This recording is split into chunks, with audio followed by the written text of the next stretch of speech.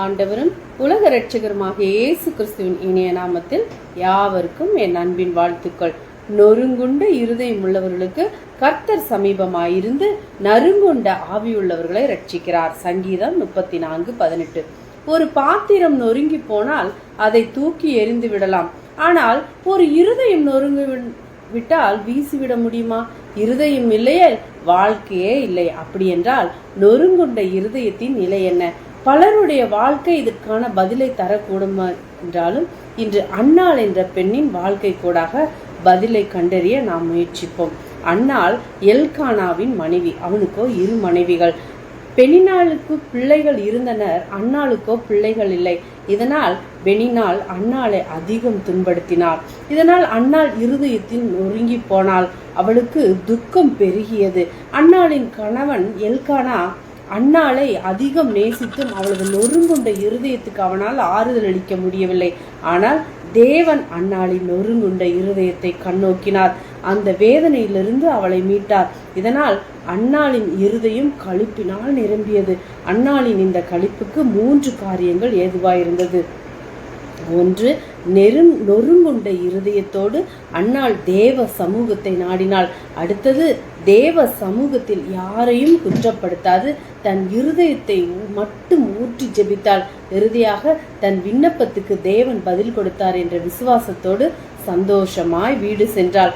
ஆம், நொறுங்குண்ட இருதயம் உள்ளவர்களுக்கு கர்த்தர் சமீபமாயிருந்து நறுங்குண்ட ஆவியுள்ளவர்களை அவர் ரட்சிக்கிறார். இதனால் தேவன் அந்நாளுக்கு ஒரு குமாரனை கொடுத்தார். சாமுவேல் என்ற இந்த மகன் இஸ்ரவேலின் தீர்க்கதரிசியானான்.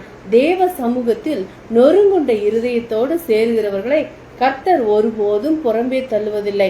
அவர்கள் வேதனையை அவர் அறிந்து அவர்களை தாங்குகிறார். பிள்ளை இல்லாமை, பிள்ளைகளின் சீரற்ற வாழ்க்கை, சிறுமை மற்றும் என்ன காரணங்களானாலும் நொறுங்குண்ட இருதயத்துடன் தேவனை கிட்டி சேர்வமாக. நொறுங்குண்டதும் நறுங்குண்டதுமான இருதயத்தை நீர் புறக்கணீர். சங்கீதம் 17. விசுவாசத்தோடு தேவ சமூகத்தை நாடி பிறரை குறை கூறாது இருதயத்தின் உடைவுகள் அனைத்தையும் தேவ சமூகத்தில் ஊற்றி விடுவோம். தேவன் இருதயம் நொறுங்குண்டவர்களை குணமாக்குகிறார், அவர்களுடைய காயங்களை கட்டுகிறார். சங்கீதம் 147:3. தேவனுக்கு கேட்கும் பழிகள் நொறுங்குண்ட ஆவிதான்.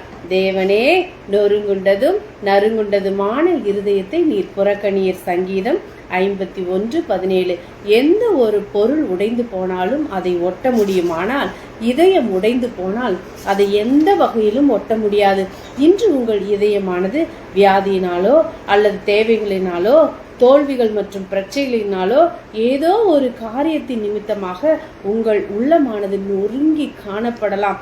ஒரு முறை ஒரு வாலிப தம்பி முதல் முறையாக ஆலய ஆராதனைக்கு வந்திருந்தான். அவனை ஆராதனைக்கு அழைத்து வரப்பட்ட பிரயாசத்தை கர்த்தர் ஒருவர் தான் அறிவார்.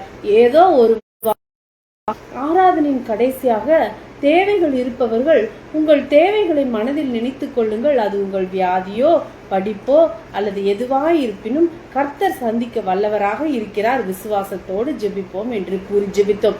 எனக்கு ஒன்றும் தெரியாது. மறுநாள் மாலை ஒரு தொலைபேசி அழைப்பு வந்தது.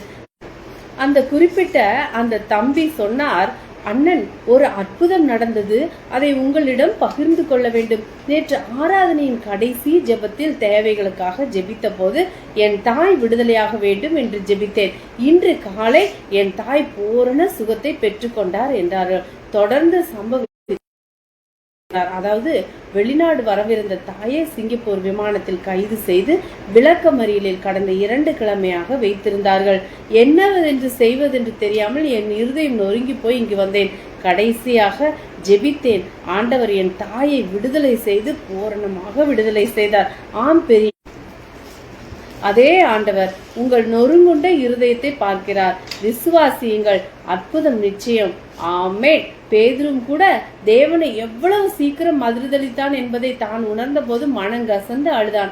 பேதுருவை தேவன் மன்னித்தார். நொறுங்குண்டதும் நறுங்குண்டதுமான இருதயம், அவ்விதமான இருதயத்திலிருந்து வரும் ஜெபமும் ஒரு காலம் தேவனால் புறக்கணிக்கப்பட மாட்டாது. நொறுங்குண்டதும் நறுங்குண்டதுமான இருதயத்தை நீர் புறக்கணீர்.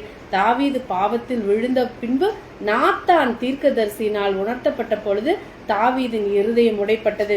தேவனுக்கு முன்பாக தான் பண்ணின துரோகத்தையும் தன்னுடைய பாவத்தின் நிமித்தம் தேவனுடைய நாமம் தூஷிக்கப்பட்டது என்பதையும் நினைவு கூர்ந்தான். இவ்வளவு பெரிய பாவியாய் நான் இருக்கிறேன் என்ற உணர்வோடு முற்றிலும் தேவனுக்கு முன்பாக தாழ்த்தினான். தேவன் அவ்விதமான நொறுங்குண்ட இருதயத்தை, அதிலிருந்து வந்த விண்ணப்பத்தை அங்கீகரித்தார். நாமும் தேவனிடத்தில் நம்மை ஒப்பு கொடுத்து நம்முடைய விண்ணப்பத்தை, நம்மளுடைய இருதய